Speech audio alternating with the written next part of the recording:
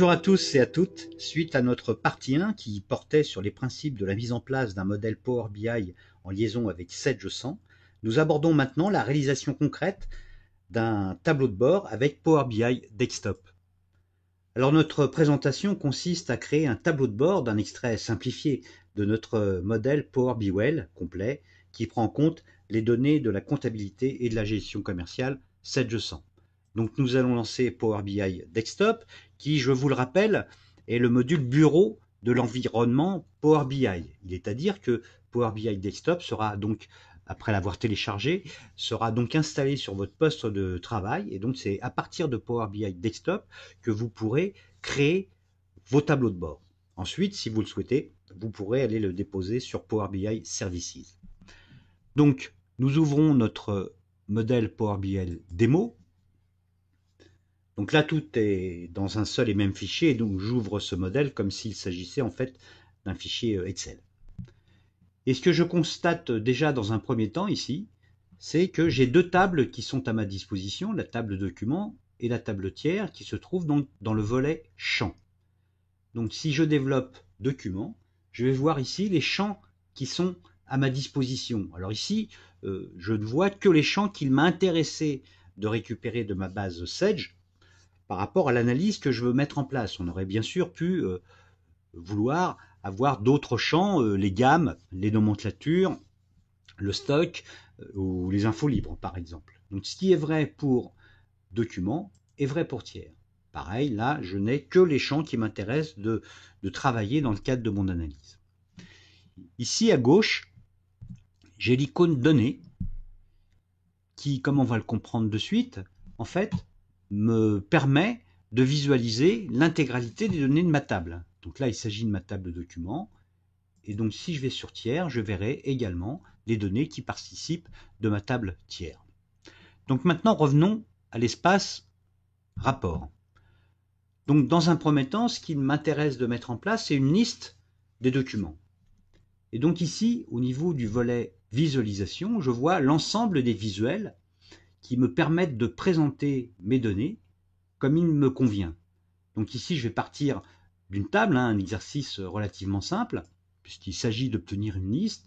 Et au niveau de mon volet champ, je vais lui dire, ce que je souhaite avoir, c'est le commercial, c'est le compte de tiers, c'est ma date de document, c'est mon intitulé tiers, c'est le montant hors taxe, le numéro du document, le montant hors taxe, hop, je coche ici, merci, et j'ai mon type de document. Donc en fonction de la sélection de mes champs, ma liste s'est construite. Donc je vois ici mes champs, mes colonnes qui s'affichent. Je constate qu'au niveau de la date, il me l'a décliné en années, trimestres, mois et jours. Donc je vais retourner ici pour lui dire non, moi ce que je veux dans le cadre de cette liste, c'est la date effective. Ok, tout ça me va bien. Je vais mettre ma liste plein écran. Je peux mettre tout type de visuel plein écran pour en avoir une visibilité complète. Et je constate ici, j'ai les préparations de commandes fournisseurs, les factures comptabilisées, les bons de retour, les bons de commande. Et en fait, ce qui m'intéresse dans le cadre de ce tableau de bord, et plus particulièrement de cette page, c'est d'avoir les factures et les factures comptabilisées. Donc je vais renommer ici ma page, que je vais appeler facture. Ok, ça me va bien. Donc là, j'ai juste modifié le nom de la page. Donc maintenant, il faut que j'indique à Power BI que je veux voir apparaître dans cette page uniquement les factures et les factures comptabilisées. Et constate ici dans mon volet visualisation que j'ai des sections filtres. Donc j'ai une section filtre au niveau de la page. Au niveau du rapport, si je me positionne sur le visuel, j'aurai également une section filtre au niveau de l'élément. Donc je vais indiquer au niveau de la page ici, je vais prendre type de document que je vais glisser ici. Ok, je vais agrandir là et je vais sélectionner et lui dire ce que je veux au niveau de cette page, c'est uniquement les factures et les factures comptabilisées. Ok, donc tout ça va bien. Là, hop, je réduis mon espace ici, donc commercial, compte de tiers, donc je vais réorganiser ma liste, donc le commercial, je vais le mettre ici, l'intitulé tiers, je vais aller le mettre en dessous, compte de tiers, ok, ça me va bien. Puis je vais réduire ici ma liste.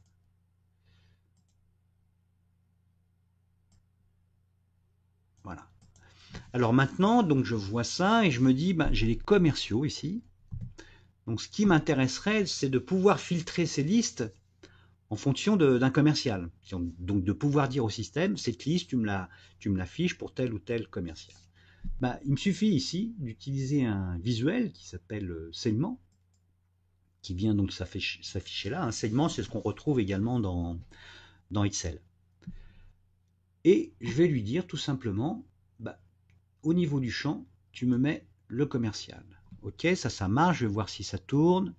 Bernard Gendron, ok, ça marche. Rémi Randor, ça marche, ok. Bien, donc mon segment, il n'est pas nécessaire qu'il prenne autant de place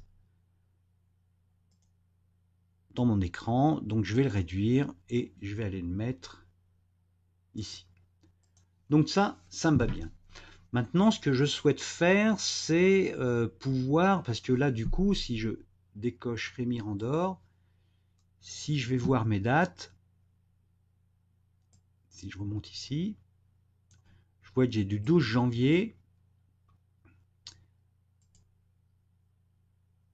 au 28 février 2019. Donc là, il est à dire que j'ai, bah oui, c'est normal, j'ai l'ensemble des factures et factures comptabilisées qui sont dans ma base. Donc je souhaiterais pouvoir sélectionner, filtrer ma liste par rapport à une plage de dates. Donc pareil, il s'agit d'un segment. Donc je vais rajouter ici, hop là, je vais rajouter ici segment. Je vais aller chercher ma date de document et je vais la mettre là. Donc là, je lui dis, je veux ma date. Ok, et je lui dis, alors là, je ne vois pas très bien comment je peux lui préciser telle date, ça ne doit pas aller, ça, mon affaire. Donc je reviens ici et je me dis, ah bah oui, effectivement, j'ai sélectionné le visuel table, c'est pas ça du tout que je voulais, c'est segment. Ok, donc ça me va bien. Est-ce que ça marche? Donc je vais lui dire, je veux 2019, 1er janvier 2019, et là, ok, ça fonctionne. Donc je me positionne, je réduis à nouveau mon visuel, que je vais mettre ici. Et là, je constate une première chose, en fonction de la sélection de date que je viens de faire ici, bah, il y a mon filtre commercial qui s'est réduit. Et donc là, ça me permet de savoir, c'est une première information, ça me permet de savoir que du 1er janvier au 28 février 2019, eh ben, il n'y a que les commerciaux, Delphine, La Perle et Direction, qui ont des factures et des factures comptabilisées. Ok, donc je vais effacer ma sélection de dates. Donc je reviens dans mon modèle de base. Et alors là, si je regarde ma liste, donc j'ai le montant hors taxe, donc il m'a fait le total, hein, c'est le moindre qu'on puisse demander à un outil de business intelligence. Mais alors il y avait évidemment une information qui m'intéresse, et manifestement dont je ne dispose pas, qui est la marge. Donc si je regarde au niveau des champs là, j'ai le montant hors taxe, j'ai le prix de revient, mais manifestement j'ai aucun champ qui me permet de visualiser la marge. Eh bien je vais aller retourner ici dans mon icône données, je vais me positionner sur document et je vais créer eh bien, une nouvelle colonne qui est donc en fait un traitement, un calcul que je vais demander pour chacune des lignes de ma table document. Je vais l'appeler marge. Je vais lui dire c'est le montant hors taxe, un calcul relativement simple, moins mon prix de revient. Ok, ça marche. Je valide. Donc là, on a utilisé donc la possibilité de créer des colonnes qui fait appel au langage DAX, qui pour une partie de ce langage ressemble aux fonctions qu'on peut utiliser dans l'Excel. Mais il est à savoir qu'il y a une autre partie qui propose des fonctions qui sont plus spécifiques à Power BI. Donc je reviens dans mon rapport, et là effectivement, désormais j'ai le champ marge qui est à ma disposition. Il suffit d'aller sur mon visuel, de cocher marge. Donc elle apparaît ici. Du coup, je vais augmenter, agrandir mon visuel. C'est ici, marge. Ça me semble plus intéressant de le voir ici au niveau du montant hors taxe. Ok, je suis bon là.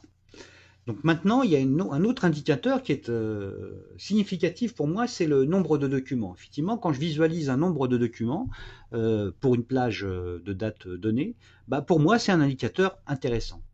Donc je vais créer un nouveau visuel. Alors là, pour le coup, il ne s'agit pas d'un histogramme, il ne s'agit pas d'une liste, il s'agit encore moins d'un filtre. Donc je vais utiliser le visuel ici carte, qui se présente ici, et je vais lui dire, eh bien là, je vais m'appuyer sur numéro de document, hein. Et puis là, par défaut, lui, il me met le premier numéro de document. Donc c'est pas vraiment ça que je veux. Donc je retourne ici et je lui dis, non, là je veux le nombre. Donc il me dit, voilà, tu as 3, en fonction de la fourchette de date que tu as sélectionnée, comme tu n'as pas filtré sur les commerciaux, concrètement, tu as 23 factures comptabilisées. Ok, donc je vais réduire ici. C'est pas la peine qu'ils prennent autant de place. Ok, je le mets là. Et je le mets ici. Ok, j'ai bien le résultat qui me convient. Bon, ceci étant dit, au niveau de sa présentation, c'est pas très joli tout ça. Donc ça me permet d'attirer votre attention sur le deuxième icône, là, format. Et format va me permettre d'enrichir la présentation de mon visuel. Donc je m'en explique. Là, nombre de n underscore document, c'est pas terrible. Donc ça correspond à l'étiquette de la catégorie. Donc je vais le désactiver. Ok. Par contre, je vais mettre un titre. Donc titre ici, que je vais appeler nombre de documents. Ça me va bien. Au niveau de la police, je vais utiliser ce fuchsia. Au niveau de couleur d'arrière-plan, je vais utiliser un gris clair. Et puis, je vais centrer mon titre. Ça, c'est OK. Au niveau de l'arrière-plan qui n'est pas activé, donc je vais l'activer ici. Je vais mettre en termes de couleur, voilà, un vert OK. Ça me va bien. Et puis, allez, là, je fais du cosmétique, hein. Donc, je vais, au niveau de la bordure, je vais, suivant la formule consacrée, arrondir les angles. Donc voilà, il a un peu plus, il a une meilleure allure, mon visuel. Donc comprenons à nouveau que chaque visuel, je peux l'agrémenter, l'agencer pour le rendre plus agréable et de fait plus efficace. Donc maintenant, l'idée que j'ai, c'est de représenter graphiquement mon chiffre d'affaires, des factures comptabilisées. Donc je vais aller voir les visuels ici qui sont à ma disposition. Je vais sélectionner celui-ci, on va bien voir ce que ça donne. Ok, donc au niveau des axes, je vais mettre la date de document. Et donc mon chiffre d'affaires, je souhaite pouvoir le consulter pour l'année. Le trimestre, ça ne m'intéresse pas. Le mois, ça me va bien. Et le jour, ok. Et au niveau des valeurs, c'est le montant hors taxe que je veux afficher. Donc là, de fait, il me présente une représentation graphique de mon chiffre d'affaires par année. Mais en vérité, ce graphique, je le souhaite uniquement pour les factures comptabilisées. Donc à nouveau, au niveau des filtres, au niveau de l'élément visuel, je vais faire glisser type de document ici. Et je vais lui dire, c'est uniquement les factures comptabilisées que je souhaite afficher. Donc ça me va bien. Par contre, le titre, du coup, il n'est pas très parlant. Montant hors taxe par année, montant de quoi, on ne sait pas. Donc je vais revenir ici. Je vais aller sur mon icône format. Je vais aller sur titre. Et là, je vais lui préciser qu'il s'agit des factures comptabilisées. Ok. Bon là, également, on l'a compris, hein, je pourrais jouer sur les couleurs. Ici, couleur d'arrière-plan. Ici, je centre mon titre. Ok, ça me va bien. Mais alors pour le coup, je vois que bon, c'est bien mon histogramme, mais je vois pas les valeurs. Donc il suffit d'activer étiquette des données ici, où j'ai un ensemble de paramètres qui sont à ma disposition. Je pourrais jouer sur les couleurs, l'unité d'affichage, savoir si je veux ou pas des décimales et autres. Ok, donc mon histogramme ça va bien, et là pour le coup, hop, si je clique sur 2018, donc toujours cette notion d'interactivité des visuels, bah, ma liste va être filtrée en fonction de l'année que j'ai sélectionnée. Je vous rappelle que quand j'ai mis en place mon modèle, si je reviens ici, je lui ai dit bah, tu me le montres pour l'année et pour le mois.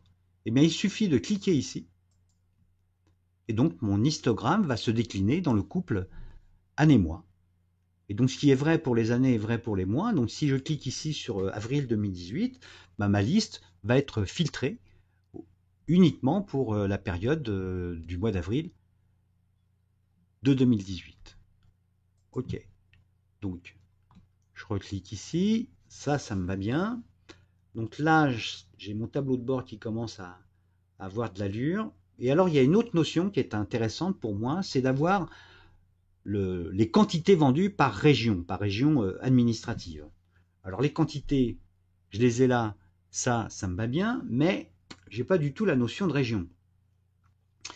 Toutefois, j'ai une feuille Excel, celle-ci en l'occurrence, qui répertorie mes départements avec l'affectation à la région nouvelle. Du coup, j'ai repris la région ancienne et puis j'ai le nom du département. Ça m'intéresserait de pouvoir intégrer cette feuille Excel dans mon modèle. Donc, je retourne ici dans Power BI et ici, j'ai obtenir des données. Alors, obtenir des données, ce sont tous les connecteurs. J'ai Excel, bien évidemment. J'ai tous les connecteurs qui sont à ma disposition. J'en ai un bon nombre. Je pense que je dois en avoir plus d'une soixantaine et puis ça évolue de mois en mois en vérité. Donc vous voyez, j'ai des connecteurs de type fichier, de type base de données, Azure évidemment. J'ai même des connecteurs qui me permettent d'accéder à des données en ligne. Donc moi, ce qui m'intéresse, et puis aussi j'ai des connecteurs par rapport à des applications. Fichier, donc c'est Excel que je souhaite. Donc je me connecte ici. Donc je demande à Power BI d'aller se connecter sur cette feuille Excel. Ok, j'ouvre. Donc Power BI fait son travail. Et donc là, il me dit, bah voilà, ce que je te propose, tu as tout ça là dans ton fichier Excel. Donc je vais aller me connecter ici, enfin cliquer ici. Et là, je me dis, bien, ouais, ok, ça correspond à ce que je souhaite. Alors là, par contre, je constate que la première ligne n'est pas considérée comme mes en-têtes de colonne. Alors que ça me conviendrait fort que cette première ligne soit vue comme l'en-tête de colonne. Donc au lieu de charger tout de suite ma feuille Excel, je vais aller en modifier. Et là, modifier, ça m'amène sur un module tout à fait intéressant dans Power BI, qui est l'éditeur de requêtes, alors que certains connaissent peut-être pour avoir utilisé Power Query dans Excel. Donc, l'éditeur de requêtes me permet de transformer, de travailler des données qui pourraient être brutes, que je recevrais, comme je le vois ici, d'Excel. Alors je m'explique, par exemple je pourrais avoir une feuille Excel où je reçois une colonne, dans une colonne j'ai à la fois le code postal et la ville, alors qu'il m'intéresse d'avoir dans une colonne le code postal et dans une colonne la ville. L'éditeur de requête va me permettre de faire ce genre de transformation. Je pourrais aussi avoir dans des feuilles Excel, je peux avoir des doublons. À travers l'éditeur de requête, je vais pouvoir nettoyer ma table et par exemple supprimer les doublons. Donc nous, ce qui nous intéresse de faire, c'est à nouveau de mettre la première ligne en en-tête de colonne. Donc je vais essayer d'en transformer et je vois ici, utiliser la première ligne pour les en-têtes. Ok, il me fait ça me va bien, c'est tout ce que je souhaitais faire dans l'éditeur de requête. Donc fermer et appliquer. Et donc là, du coup, il va aller intégrer ma table département région avec les en-têtes de colonne qui vont bien dans mon modèle. Donc cette opération, évidemment, elle est à faire une seule fois. Et il est à noter également que désormais, j'ai donc un lien entre Power BI et cette feuille Excel. Donc si je veux modifier cette feuille Excel, bon, en l'occurrence, on peut ne peut pas vraiment s'attendre à ce que les départements et régions changent sous peu, mais en tout cas, si je modifiais ma feuille Excel, j'en aurais immédiatement la répercussion dans Power BI. Donc je vais aller voir ici dans Données, je vais aller me positionner sur département région, et donc là, effectivement, il m'a parfaitement intégré ma feuille Excel. Donc ça, c'est la première chose. Maintenant, je me dis, bon, ok, mais alors comment je fais pour relier cette feuille Excel aux données Sage? Alors je me dis, bon, j'ai le département code ici, et au niveau du tiers, j'ai le code postal. Donc je vais aller ici. Donc si je me dis, si j'extrais les 2 premiers caractères du code postal, bah, ça va me donner le département. Eh bien, je vais faire comme je l'ai fait précédemment, nouvelle colonne, département égale left. Donc là, c'est très rapprochant de ce qu'on connaît dans Excel. Merci. Pardon, je vais lui dire sur les 2 premiers caractères. Ok. Alors bon, c'est vrai que le langage DAX est en anglais, mais il est très, très documenté. Et donc là, j'ai bien mes départements. Donc Calais 62, ça me donne le département 62, c'est ok. Lyon 69 000, ça me donne le département 69. Donc ça me va bien. Ok, donc j'ai département dans ma Bastière, j'ai département dans ma table département-région, donc je devrais pouvoir relier ces deux tables. Et donc à dessein, je vais utiliser ce troisième icône ici, modèle, dont on va comprendre tout de suite de quoi il retourne. Donc ici, j'ai mon modèle, c'est-à-dire l'ensemble des tables qui sont intégrées dans Power BI, et j'ai département et région ici que je viens de récupérer et qui, évidemment, puisque pour l'instant je n'ai rien fait, n'est relié à aucune des tables. Donc si je prends département région ici, et j'ai mon département de la Bastière, qui est la colonne que je viens de calculer, et hop, je la glisse sur département, du coup, je crée un lien entre ma Bastière et département région. Et comme ma Bastière est elle-même reliée à mes documents, du coup, sans doute que je vais pouvoir, c'est pas sans doute d'ailleurs, je vais pouvoir obtenir mon montant hors taxe par département, par région. Je vais aller vérifier rapidement que ce que je viens de faire a été pris en compte. Donc je vais aller, hop, me créer une table pour voir si ça marche. Donc je vais récupérer, je me dis dans ma table, dans ma liste, je veux mon compte de tiers. Et puis hop, au niveau de département-région, tu vas me mettre la région et le département. Et donc là, je vois, oui, effectivement, j'ai bien un lien entre compte de tiers, la région et le département. Donc je supprime cette liste. Là, c'était juste pour faire mon test. Et donc, je vous rappelle mon propos. Mon propos, c'est d'avoir les quantités par région. Donc, je vais utiliser un visuel de type matrice. Et on va comprendre tout de suite pourquoi j'utilise ce visuel. Donc, dans ligne, je vais mettre mes régions nouvelles. Donc, sans surprise, j'ai ma liste des régions. Au niveau de mes valeurs, je vais mettre les quantités. Donc ça me va bien. Mais là, pour le coup, dans la colonne quantité, j'ai l'ensemble des quantités, toutes périodes confondues. En tout cas, je ne vois pas la répartition par année trimestre, et c'est ça qui également m'intéresserait. Eh bien, il suffit, au niveau des colonnes, de mettre ma date de document. Et ma date de document, je lui dis, donc là, hop, il vient de me mettre par année, et je lui dis, mais je le veux par trimestre, ça m'intéresse, par mois, aucun intérêt dans le cadre de ce visuel, par jour non plus. Et donc là, je vois que j'ai ma répartition par année, et comme je l'ai fait au niveau de l'histogramme, le fonctionnement est identique. J'ai ma répartition ici par année, bien sûr, et puis par trimestre, trimestre 1, trimestre 4 pour 2017, et trimestre 1, 2, 3 pour 2018. Donc ça me va bien. Je me dis, j'ai bien ma répartition des quantités vendues par région. Et d'ailleurs, je vais me dire, mais alors si je clique sur Auvergne-Rhône-Alpes, est-ce qu'il se passe quelque chose? Oui, manifestement, toujours cette interactivité des visuels. Là, je vois apparaître au niveau de ma liste et de mon histogramme les données uniquement pour cette région. Donc, il suffit de recliquer pour retrouver l'intégralité de mes données. Et alors bon, puisque tout ça fonctionne, je me dis, mais alors ça c'est pas mal, mais alors est-ce que je pourrais l'avoir également par département? Donc si je glisse département en dessous de région, ici, toujours dans ce visuel, hein, ok, donc pour l'instant là il ne se passe rien de flagrant, et je vais utiliser une fonction qui est intéressante là dans ce genre de visuel en tête de ligne. Vous allez comprendre tout de suite de quoi je parle. Je vais activer icône plus moins. Et donc là j'ai un icône qui apparaît. Donc du coup si je clique ici, hop, en dessous, j'ai mes départements. Ok, pour l'Île-de-France, ça marche. Donc si je clique sur Yvelines, voilà, pareil, ma liste va être recalculée en fonction du département que j'ai sélectionné. Hop. Voilà, là je reviens pour retrouver l'intégralité de mes données. Donc ça, ok, ça me va bien. Et alors, puisque je suis dans la dimension géographique, je me dis, est-ce que enfin non, il m'intéresse de pouvoir représenter géographiquement, je vais géolocaliser mes données, si je peux le dire comme ça, à travers une carte. Et donc là, j'ai vous voyez, des visuels de cartes qui me sont proposés. Je vais utiliser celui-ci. Donc hop, il s'affiche ici. Au niveau de l'emplacement, je vais lui mettre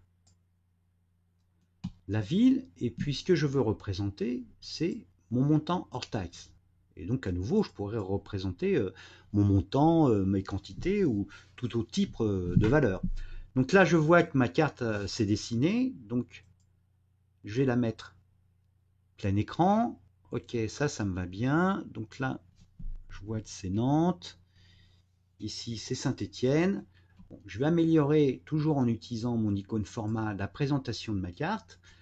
Donc je vais lui demander de m'activer les étiquettes de catégorie. Voilà, comme ça c'est encore plus clair. Et puis commande de la carte, hop, je vais activer les boutons zoom, hein, classiques, hein, quand on utilise des cartes. Et donc là, ça a eu pour l'effet de rajouter mes deux boutons ici.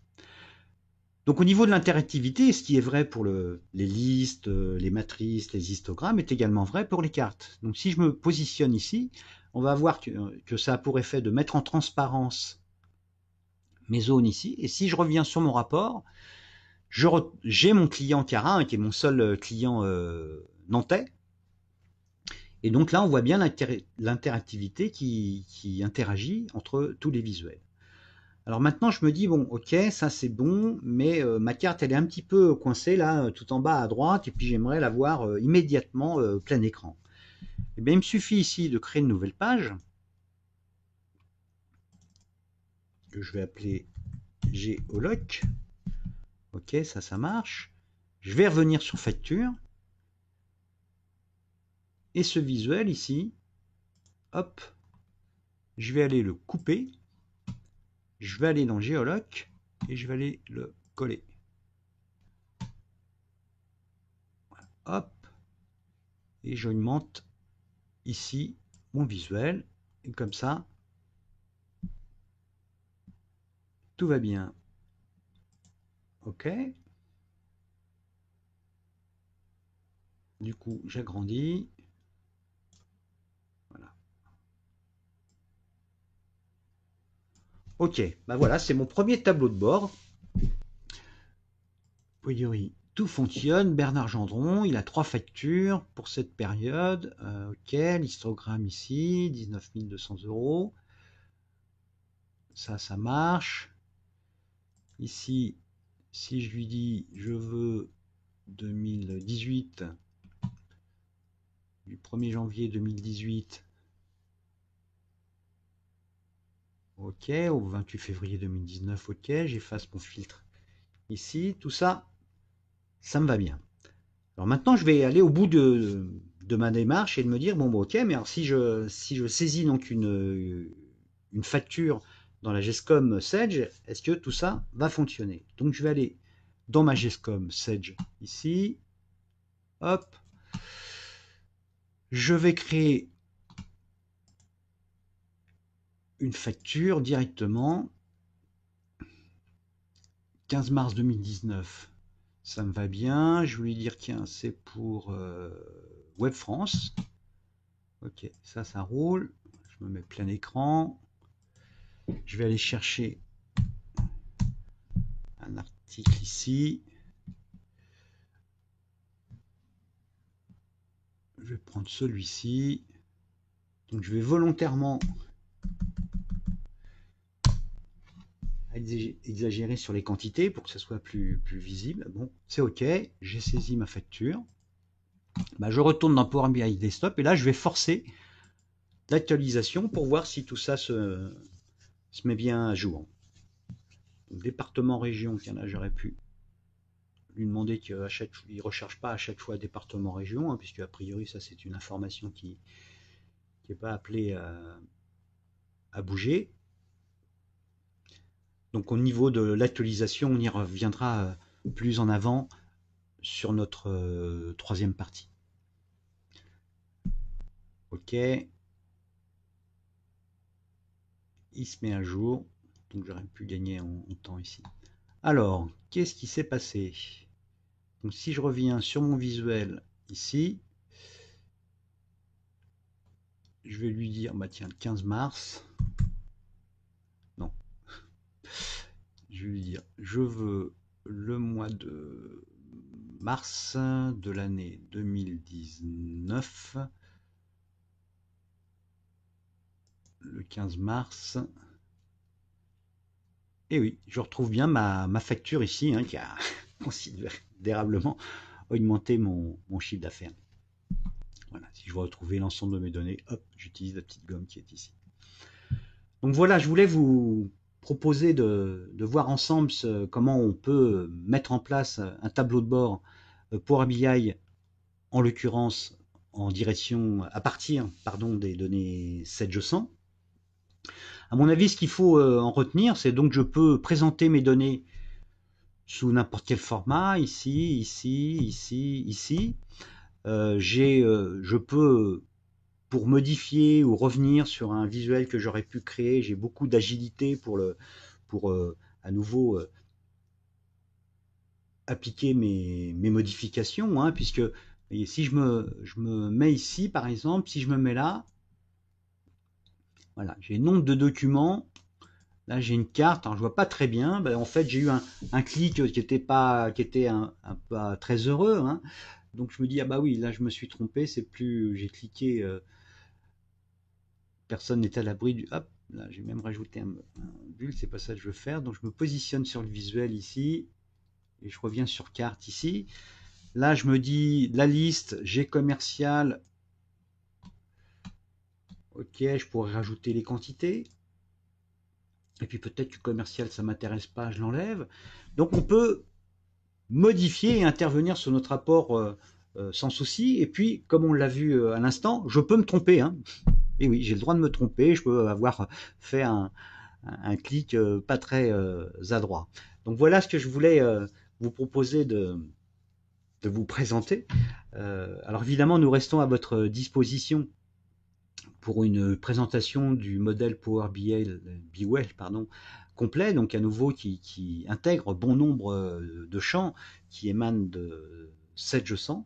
Donc nous restons à votre écoute. J'espère que pour ceux qui ne connaissaient pas Power BI, ça leur a permis de comprendre un peu comment tout ça pouvait s'organiser. Pour ceux qui connaissaient déjà un peu Power BI, ça leur a permis de voir quelques fonctions qui peut-être ils n'avaient pas abordées. En tout état de cause, nous restons à votre entière disposition. Et nous vous souhaitons une bonne journée ou une bonne soirée en fonction de l'heure à laquelle vous regardez cette démo. Be well et à bientôt.